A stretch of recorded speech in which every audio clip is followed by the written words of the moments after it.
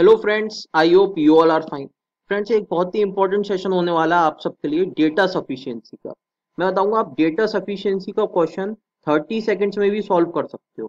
ठीक है। और मेंस का क्वेश्चन आप सोच रहे होगे कि सर इसमें क्या ट्रिक अप्लाई होती है। पहले तो बता दूं, मैक्सिमम क्वेश्चन में ट्रिक अप्लाई नहीं होती है मेंस के क्वेश्चन में। This is also one of the reality. मगर आपको पता है कि डेटा सफिशिएंसी में आपको एब्सोल्यूट आंसर फाइंड नहीं करना होता। ये बात से अग्री करते हो? इसमें आपको करना होता है सर कंपैरिजन। ठीक है। कंपैरिजन करना होता है, तो इसलिए आप इसमें ट्रिक अप्लाई कर सकते हो। अगर एब्सोल्यूट आंसर फाइंड करना होता ना, तो इसमें भी आपको पूरा प्रोसीजर आपको फॉलो करना होता। सब स्टेप्स आपको फॉलो करने पड़ते, मगर बट ऐसा है नहीं। तो इसमें ट्रिक किस तरीके से अप्लाई करते हैं, इसकी क्या प्रॉपर अप्रोच होती है, वो मैं आपको समझाऊंगा एक एग्जाम्पल देके, और कुछ क्वेश्चंस करेंगे। अगर आपको वीडियो अच्छी लगे प्लीज लाइक करना, अपना फीडबैक शेयर करना। This gives us motivation so that we can bring sessions regularly for you guys. ठीक है, अब आगे की बात करते हैं। देखो, these are some of the important miscellaneous arithmetic concepts. Mains में मैक्सिमम हमने ये नोटिस करा है कि इन सारे कॉन्सेप्ट से क्वेश्चन पूछे ही गए हैं। जैसे रिप्लेसमेंट क्वेश्चन हो गया मिक्सचर एंड एलिगेशन से। जो एडवांस कॉन्सेप्ट होते हैं ना अर्थमेटिक के, ये सारे वही कॉन्सेप्ट हैं। एवरेज का डेविएशन वाला मेथड देख जाना, इसकी क्या ट्रिक होती है मेन मेथड से फॉलो नहीं करना है आपको। ठीक है, ये कुछ क्वेश्चन है जिसमें ट्रिक अप्लाई कर सकते हो। अब इसमें आपको एन ईयर्स तक का पता होना चाहिए, difference between simple interest and compound interest. इससे केसलेट देखा गया है वेन डायग्राम से। केसलेट देख जाना। ठीक है। और केसलेट की अगर आप चाहते हो मैं ट्रिक लाऊं या वीडियोस लाऊं, तो do tell us your feedback in the comment section. ठीक है। और ये सारे कॉन्सेप्ट है, ये तो पता ही है। लास्ट के 4 concept are super important concept, जिसमें आप 100% तक स्कोर कर सकते हो। सारे फॉर्मूले देख जाना मेंसुरेशन के। वर्ड अरेंजमेंट वाली प्रॉब्लम देख लेना पीएनसी से। ठीक है, जैसे सारे वॉवल्स आपको साथ में प्लेस करने हैं, इस तरीके की जो प्रॉब्लम्स होती है। These are some of the important concept of probability and alligation technique का यूज करना आना चाहिए आपको। कहीं भी यूज कर लो, चाहे वो average, time and distance, simple interest, compound interest, wherever. चलिए अब स्टार्ट करते हैं। ठीक है, अब अपना मेन टॉपिक स्टार्ट करें। थोड़ा सा मैं बता दूं, आप मॉक ड्रिल अटेम्प्ट कर सकते हो। मॉक ड्रिल सीरीज आप हमारी अटेम्प्ट कर सकते हो, बिल्कुल फ्री है। ठीक है। चाहे वो आपकी मैं करंट अफेयर्स की बात करूं, ठीक है, किसी भी सब्जेक्ट की बात करूं, क्वांट की बात करूं, रीजनिंग की बात करूं, तो आप इन सब के लिए मॉक ड्रिल सीरीज अटेम्प्ट कर सकते हो। आप अपना लेवल चेक कर सकते हो, कैलिबर चेक कर सकते हो। ठीक है। मंथ एंड जो टेस्ट सीरीज है उसे, और ये सारे प्लान्स हैं। अगर आपको क्वेश्चंस अच्छे लगे, इस तरीके के क्वेश्चन अटेम्प्ट करना चाहते हो, तो आप परचेज कर सकते हो। और मेन इसका बेनिफिट है आपको स्मार्ट एनालिटिक्स। एक मॉक टेस्ट दो, फ्री मॉक टेस्ट अटेम्प्ट करो, उसके बाद एनालिटिक्स देखो। इस तरीके की आपको एनालिसिस आपको कहीं नहीं मिलेगी। चलिए स्टार्ट करते हैं। अब हम अपने मेन टॉपिक पे आते हैं, डेटा सफिशिएंसी। ठीक है। इसमें मैं आपको बताऊंगा, मैं आपको अभी ट्रिक्स बताने जा रहा हूँ जो आपको फॉलो करनी है। ट्रिक क्या, बेसिक चीज है जो कि मैक्सिमम स्टूडेंट्स को नहीं पता। देखो, इसमें सबसे पहले आपको क्या करना है, सबसे पहले क्वेश्चन रीड करना है।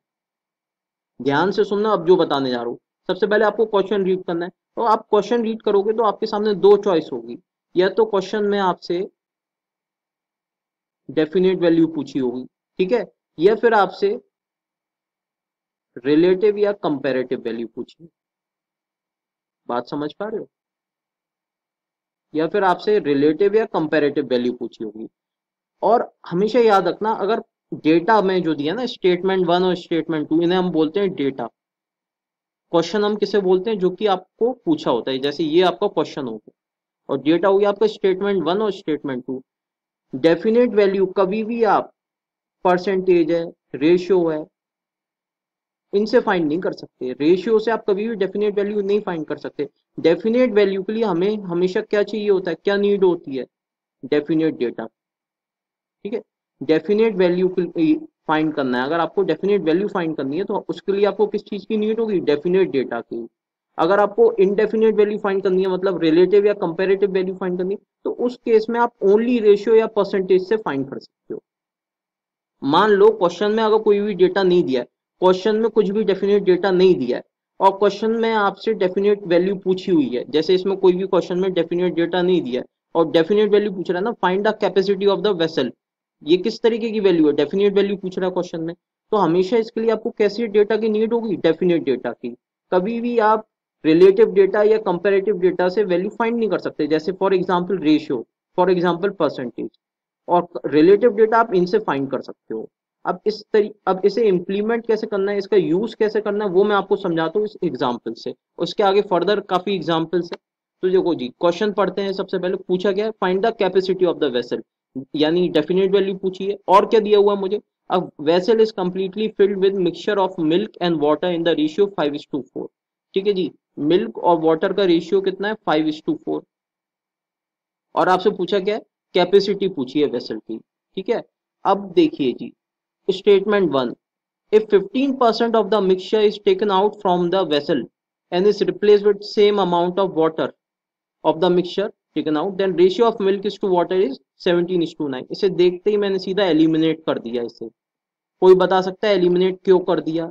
देखो जी, ये भी आपका इंडेफिनेट डेटा है, यानी इसमें भी आपको क्या दिया हुआ, रेशियो दिया हुआ है, और ये भी परसेंटेज भी आपका इंडेफिनेट डेटा है।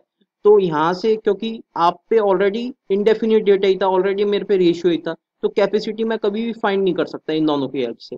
क्या मैं स्टेटमेंट टू से फाइंड कर सकता हूँ? देखते हैं। इफ 90 लीटर्स ऑफ वाटर, हाँ, हो सकता है हम स्टेटमेंट टू से हेल्प से हम फाइंड कर लें आंसर, मगर statement alone statement one is not sufficient to find the answer. ठीक है, स्टेटमेंट टू का यूज करते हैं। If 90 litres of water is added to the initial mixture, then ratio of milk to water becomes 4:5, 4:5। यानी मतलब देखो क्या बोल रहा है, अब 90 litres of water is added to initial mixture, यानी पहले वाटर कितना था, 4x/5। मैं क्या कर रहा हूँ सर, वाटर अपॉन मिल्क कर रहा हूँ, याद रखना है। इसके बाद रेशियो मेरा कितना हो जाता है, 5/4, क्योंकि मैंने वाटर अपॉन मिल्क करा है ना। अब देखो जी, इधर भी क्या हो जाएगा, एक्स हो जाएगा, है ना, इधर एक्स हो जाएगा, क्योंकि इनिशियल रेशियो मैंने किस में माना है, एक्स के टर्म्स में माना है। अब एक इक्वेशन है, क्रॉस मल्टीप्लाई करके आप एक्स की वैल्यू फाइंड नहीं कर सकते? बिल्कुल फाइंड कर सकते हो। यानी मुझे यहाँ से क्या पता चलता है, alone statement two is sufficient to give the answer और नॉट। इसलिए मैं आपसे कह रहा था विद इन 30 सेकेंड्स, और ये क्वेश्चन का आंसर तो आप 10 सेकेंड्स में भी दे सकते थे, और स्टूडेंट्स इससे सॉल्व करते हैं स्टेटमेंट वन को, अपना टाइम वेस्ट कर देते हैं। बताओ, क्या बात समझ में आई? कुछ और हम फर्दर एग्जांपल्स देखते हैं। अगर आपको इतनी बात समझ में आई तो कमेंट करो, so that we can also bring part two. ठीक है, and bring more sessions like these, अगर आपको चीजें अच्छी लग रही हैं तो। चलिए इस क्वेश्चन को करो, क्वेश्चन हिंदी इंग्लिश दोनों में मिलेगा आपको। इस क्वेश्चन को पहले खुद से अटेम्प्ट करिए, इस क्वेश्चन को खुद से अटेम्प्ट करो और टाइम नोट करो, एनालाइज योर एवरेज टाइम पर क्वेश्चन। ठीक है, उसके बाद में ये अप्रोच फॉलो करिए। अच्छा, काफी लोग सोच रहे होंगे सर क्वेश्चन नंबर 11 क्यों है, क्वेश्चन नंबर 1 होना चाहिए था।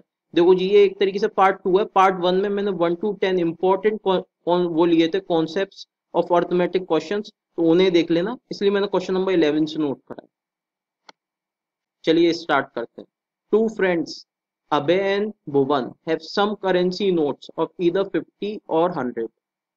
देखो अभय और भुवन है, करेंसी नोट्स किस किस के, 50 के और 100 के, 50 के और 100 के। ठीक, number of 50 notes with Bhuvan is 75% more than the number of 50 notes with Abhay। अबे पे मान लो 75% की वैल्यू पता है ना आपको कितनी होती है, 3/4। ठीक है, अबे पे अगर 50 रुपीज के जो नोट्स हैं वो 4x मान लेता हूँ, तो यानी भुवन पे कितने होंगे, 75% ज्यादा, यानी 4+3 7x होंगे कि नहीं होंगे? इतना तो आप समझ सकते हो। ठीक है, अब पूछा क्या है, find the total number of, find the total amount of money with Bhuvan. Total amount पूछा है इसका, ये हमने क्वेश्चन पढ़ लिया सबसे पहले। ठीक है, आपसे एक क्वेश्चन में आपसे क्या पूछा गया, डेफिनेट वैल्यू पूछी गई है। देखो पहले मैंने स्टेटमेंट टू देखा, ratio of total notes of, ratio of total number of notes with Abhay to Bhuvan is 9:13। So alone statement two is not sufficient to give the answer. समझ गए ना क्यों? क्योंकि क्वेश्चन में आपसे डेफिनेट वैल्यू पूछा है और इसमें आपको रेशियो दिया हुआ है। अब आप स्टेटमेंट वन देख लो, number of 100 rupee notes with अबे इज 20, मतलब 100 रुपी नोट्स कितने, 20।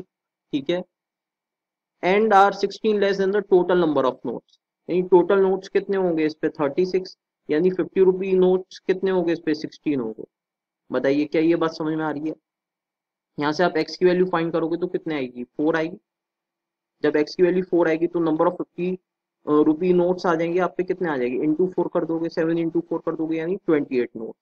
बट स्टिल आप 100 रुपी नोट्स फाइंड नहीं कर सकते, तो क्योंकि आप टोटल अमाउंट आपको नहीं पता। मगर आप इन दोनों को अगर कंबाइन कर देंगे तो total number of notes with Abhay to Bhuvan is 9:13, यानी 36 नोट्स हैं इस पे टोटल, ये तो मुझे पता चल गया ना स्टेटमेंट 1 से। तो ये कितना है 9:13, तो 9 मतलब इंटू 4 करोगे, इधर भी क्या करोगे इंटू 4, यानी टोटल नोट्स कितने भुवन पे 52, 13 4 जा 52, उसमें से 50 रुपी नोट्स कितने हैं 28, तो रिमेनिंग 24 जो नोट्स होंगे वो किसके होंगे 100 रुपी नोट्स। तो अब आप टोटल अमाउंट बता सकते हो। तो यानी कौन सा ऑप्शन हो गया इसमें, ऑप्शन हो गया D Delhi. Both data in both statements 1 and 2 together are necessary to answer the question. समझ गए बात। अब आपको एग्जैक्टली आंसर फाइंड करने की जरूरत नहीं है, बस इतना करके आप आंसर मार्क कर सकते हो सीधे से। ठीक है, ये कॉन्सेप्ट समझ गया ना डेफिनेट वैल्यू का और इनडेफिनेट वैल्यू का। अगर आपको चीजें क्लियर है तो इसका आंसर दो।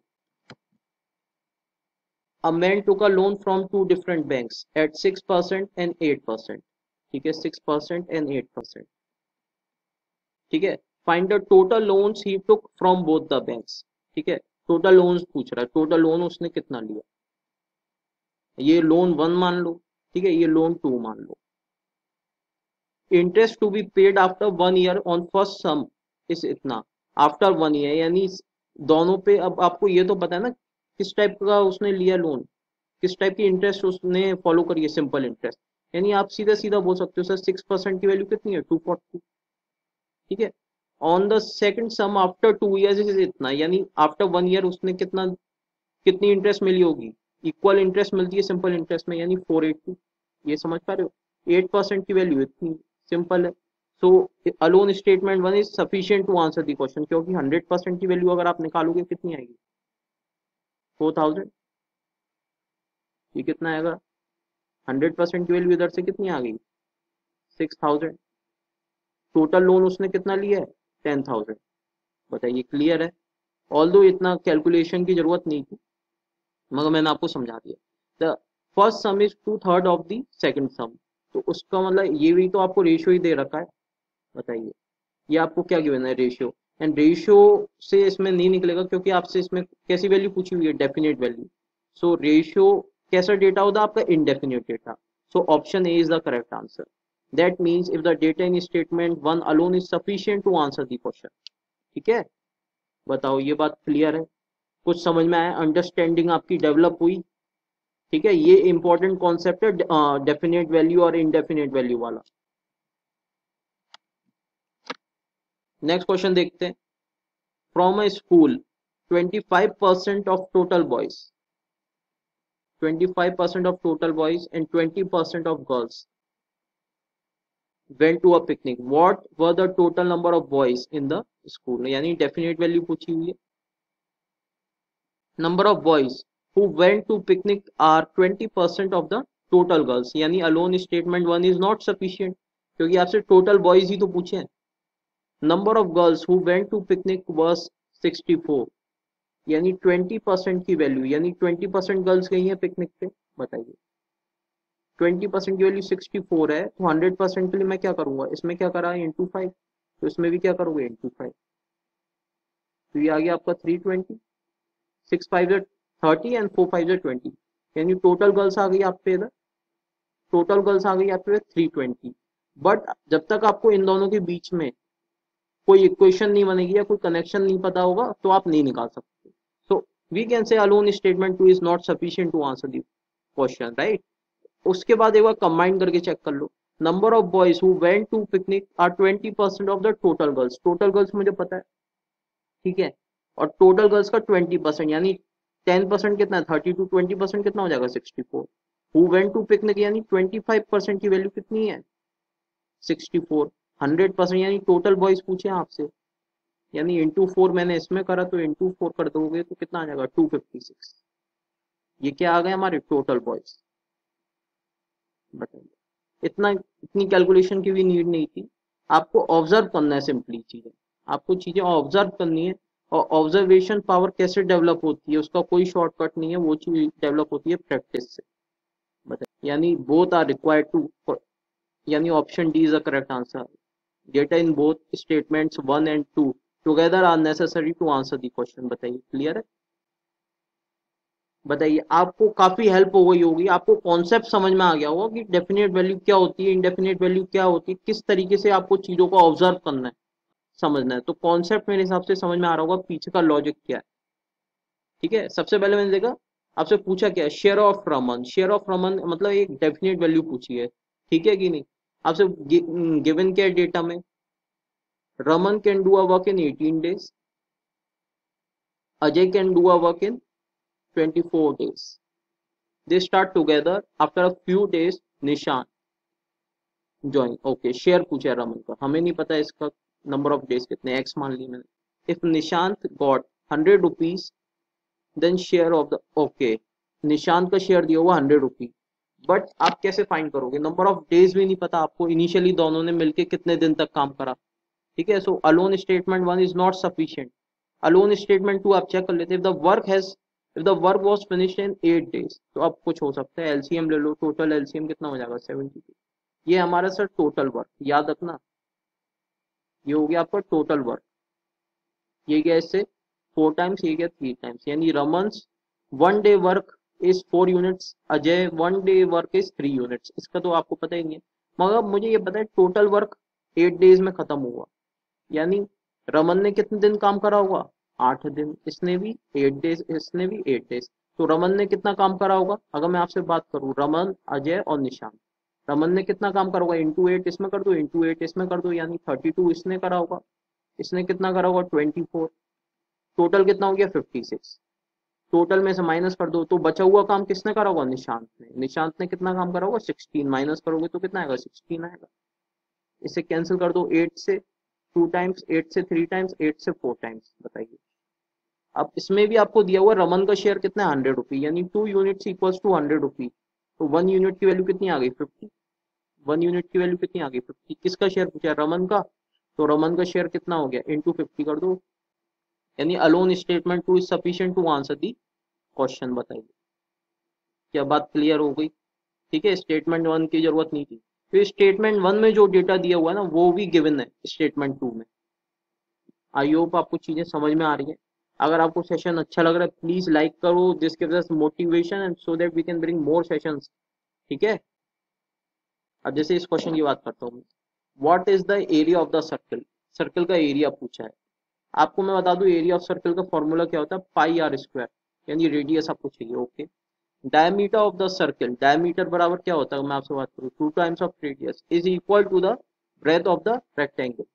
ओके, हुज एरिया, यानी एरिया ऑफ रेक्टेंगल कितना दिया हुआ है इसने 156, which is equal to length into breadth. ठीक है, तो अब आप एक बात बताओ मुझे, इसमें अननोन कितने हो गए, भाई आर एक अननोन हो गया, एल एक अननोन हो गया, बी एक अननोन हो गया। इक्वेशन कितनी गिवन है आपको, एक इक्वेशन ये गिवन है और एक इक्वेशन ये गिवन है।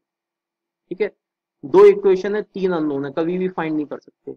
ऑब्जर्व करो, इसमें वैल्यू कैसी पूछी है, डेफिनेट वैल्यू पूछी है। स्टेटमेंट टू देखते हैं, alone statement one is not sufficient, right, ये बात क्लियर है। The circumference of the circle यानी 2 pi r equals to is equal to the perimeter of the rectangle, यानी 2 इंटू एल प्लस। अब एक इक्वेशन और मिल गई, हुज एरिया इज 156, एरिया यानी, देखो जी अननोन कितने हैं, अननोन कितने हैं, मैं आपसे बात करूँ 3, और इक्वेशन कितनी है मेरे पे, सॉल्व करने की जरूरत नहीं है 3, यानी अगर आप इन्हें कंबाइन कर दो, ये तो मुझे क्लियर है ना, अलोन तो सफिशियंट नहीं है, क्योंकि फिर से यहाँ पे आपको एक इक्वेशन ये मिलेगी, एक इक्वेशन ये मिलेगी, मगर आप कंबाइन कर देते तो आपको 3 इक्वेशन मिलती है, यानी कौन सा ऑप्शन हो जाएगा, Delhi. Data in both statements 1 and 2 together are sufficient are necessary to answer the question। Clear है भाई, 3 वेरिएबल है ना, एल बी और आर, और 3 इक्वेशन बन गई। देखो एक इक्वेशन ये बन गई 1, एक इक्वेशन ये बन गई 2 एंड एक इक्वेशन ये बन गई 3। बताइए, सेशन अच्छा लग रहा है तो लाइक करो, और आपको अपना फीडबैक जरूर शेयर करना है। इस तरीके के और सेशन चाहते हो, और आप किसी चैप्टर की ट्रिक्स अगर आप चाहते हो, मैं आपको फिर से बता दूं, किसी और चैप्टर की आपको ट्रिक चाहिए, क्वांट में, रीजनिंग में, या किसी में भी, तो आप अपना कमेंट्स में आप हमें बता सकते हैं। चलिए इस क्वेश्चन को देखते हैं, ये एक बेहतरीन क्वेश्चन, आपको लेंदी क्वेश्चन लग रहा होगा, देखते हैं। अब boat goes down stream in a river with stream speed इतना। ठीक है, ये मैं क्या मान लेता हूँ, स्टिल वाटर में स्पीड मान लेता हूँ, स्टिल वाटर में स्पीड। स्ट्रीम की स्पीड कितनी है 3 किलोमीटर पर आवर। ठीक है जी। From A to B, okay sir, ये ए मान लेते हैं, बी मान लेते हैं, and then B to C upstream, ये तो कोई डाउन स्ट्रीम, रिवर का फ्लो मान लेते हैं, इस तरीके से ये इसी डायरेक्शन में। उसके बाद अप स्ट्रीम गई B to C, distance between A to B is 20% more than, 20% की वैल्यू पता है ना कितनी होती है, 5, 1/5। ए टू बी जो डिस्टेंस है 20% more than the distance from B to C, यानी सी का इधर होगा, वापस इधर ही तो आएगी सी। यानी अगर मैं इसे एक्स मान लेता हूँ तो कितना होगा 5x। बताओ, अब ये चीज आपको समझ में आनी चाहिए, कैलकुलेशन इतनी अंडरस्टैंडिंग होनी चाहिए। ठीक है। Speed of boat in still water, यानी डेफिनेट वैल्यू पूछिए। देखो मैंने ऐसा क्यों करा, ए टू बी जो भी डिस्टेंस होगा वो 20% मोर है बी टू सी, तो मैंने क्या करा ना, बी टू सी मान लिया मैंने डिस्टेंस 5x। भाई बी टू सी डिस्टेंस मान लिया मैंने 5x, तो ए टू बी मेरा कितना होना चाहिए, 6x होना चाहिए ना, यानी ए से सी तक का डिस्टेंस कितना हो गया, x हो गया। सो टोटल डिस्टेंस कितना हो गया ए से बी, 6x। बताइए क्लियर है। स्टेटमेंट वन देखते हैं अब। For the down stream movement it took 20 minutes and the up stream in 36 minutes. बात को समझना बा, मैंने क्या बोला, डाउन स्ट्रीम, डाउन स्ट्रीम में अगर मैं आपसे पूछूं टोटल डिस्टेंस उसने कितना कवर करा होगा, ठीक है 6 है, मैं क्या बोलूँ, distance equals to speed into time. मैं बात कर रहा हूँ पहले डाउन स्ट्रीम की, डिस्टेंस उसने इतना कवर करा, स्पीड कितनी हो जाएगी, भाई स्टिल वाटर में कितनी है y प्लस स्ट्रीम की स्पीड, और टाइम कितना हो जाएगा सर, टाइम कितना दिया हुआ है इसने 20 मिनट्स, यानी 1/3 आवर में चेंज कर लिया। Equation one. दूसरा देखते हैं हम, ओके अप स्ट्रीम का और बना देते हैं इस तरीके से, 5x इक्वल्स टू कितना हो जाएगा y-3 इंटू 36 का मतलब कितना हो जाएगा सर 3/5, आवर में चेंज कर दिया और कुछ नहीं करा है। तो आप 1/2 करोगे, समझना बात को, अगर 1/2 करोगे तो x से x कैंसिल, एक अननोन है, दो अननोन है, दो इक्वेशन है, मतलब alone statement one is sufficient to answer the question. बताइए क्लियर। स्टेटमेंट टू देख लेते हैं। Time it took in moving the down stream was 25% less than the up stream, यानी अप स्ट्रीम में अगर इसे टाइम लगेगा, मान लेते हैं हम 4 यूनिट्स, 4u मान लेता हूँ, अगर अप स्ट्रीम में इसका टाइम है 4u, तो डाउन स्ट्रीम में टाइम कितना होगा 3u, यही तो है। बताइए, तो यानी अब 1/3 और 3/5 की जगह आप क्या रखोगे, 4u, समझ पा रहे हो, और 3u होगा क्या, u से u कैंसिल हो जाएगा, x से x कैंसिल हो जाएगा, फिर से यही इक्वेशन बन जाएगी, लिखने की जरूरत नहीं है। यानी alone statement two is also sufficient to answer the question, यानी कौन सा ऑप्शन हो जाएगा, सी ऑप्शन। डेटा इधर इन स्टेटमेंट वन अलोन और statement two alone are sufficient to answer the question. बताइए क्लियर है। भाई इसमें टाइम ही तो चेंज हुआ है, इसमें आप क्या रखोगे 4u, इसमें क्या रखोगे 3u, u से u कैंसिल, x से x कैंसिल, फिर से एक इक्वेशन है एक अननोन है। बताइए बात क्लियर हो गई। जिन्हें क्लियर नहीं हुई है उनका बेसिक इतना अच्छा नहीं है, तो आपको मॉक ड्रिल वाली सीरीज देखनी चाहिए मेरी। मॉक ड्रिल में मैंने आपको एक एक चीज समझाई है बेसिक। ठीक है। ठीक है फ्रेंड्स, इस क्वेश्चन को करते हैं। डिस्टेंस बिटवीन टू स्टेशन, यानी डेफिनेट वैल्यू पूछी हुई है आपसे। ठीक है। Speed of A is 12 kilometre more than the speed of B. सारे क्वेश्चन पहले खुद से ट्राई करिएगा, उसके बाद देखना। ठीक है। स्टेटमेंट टू देखते हैं। Train B takes 20 minutes more than train A, time दिया हुआ है, train B minus train A takes 20 minutes more to travel from one station to other. ठीक है। अब टाइम बराबर कितना होता है, डिस्टेंस, डिस्टेंस मुझे नहीं पता। ठीक है। बताइए कि डिस्टेंस आपको पता है कि ट्रेन ए ने कितना डिस्टेंस कवर करा, मगर हम मान भी ले सेम डिस्टेंस है, तो distance upon speed, speed of A मतलब अगर आपने इसे speed of B suppose X माना, तो ए की स्पीड कितनी हो जाएगी 12 प्लस एक्स, समझना बात को, माइनस ट्रेन ए, यानी डिस्टेंस में अगर डी मान लेता हूँ, तो ट्रेन बी की स्पीड कितनी है, सॉरी सॉरी ये बी की स्पीड है ना, तो एक ही बात है, चलो बी की स्पीड यानी इधर डी बाय एक्स हो जाएगा। बताइए क्लियर है। और ट्रेन ए की स्पीड कितनी है 12 प्लस एक्स इक्वल्स टू 20। देखो एक इक्वेशन है, बात समझ में, एक इक्वेशन है और दो अननोन है। बताओ भाई, इस इक्वेशन को तो आपने इसमें यूज कर लिया ना, एक इक्वेशन है और दो अननोन है, तो आप कभी भी आंसर फाइंड कर सकते हो? नहीं कर सकते। यानी कौन सा ऑप्शन हो जाएगा? If data given in both 1 and 2 together are not sufficient to answer the question. बताइए। आई होप आपको चीजें क्लियर हो रही हैं। थैंक यू फ्रेंड्स, आपको सेशन अच्छा लगा तो प्लीज अपना फीडबैक शेयर करिए। ठीक है, if you want sessions on regular basis, आपका इस वीडियो का एम है 500 प्लस लाइक्स। वीडियो सीरीज बिल्कुल फ्री है, अगर आप चाहते हैं रेगुलर मिलती रहे तो आप इसको अचीव कराइए, 500 प्लस लाइक को कराइए। हमें मोटिवेशन मिलता है so that we can bring sessions regularly for you guys. अगर आपको मेंस के और सेशंस चाहिए, अपना फीडबैक जरूर शेयर करो, वीडियो को शेयर करो। चलिए फ्रेंड्स, आज के लिए इतना रखते हैं। God bless you.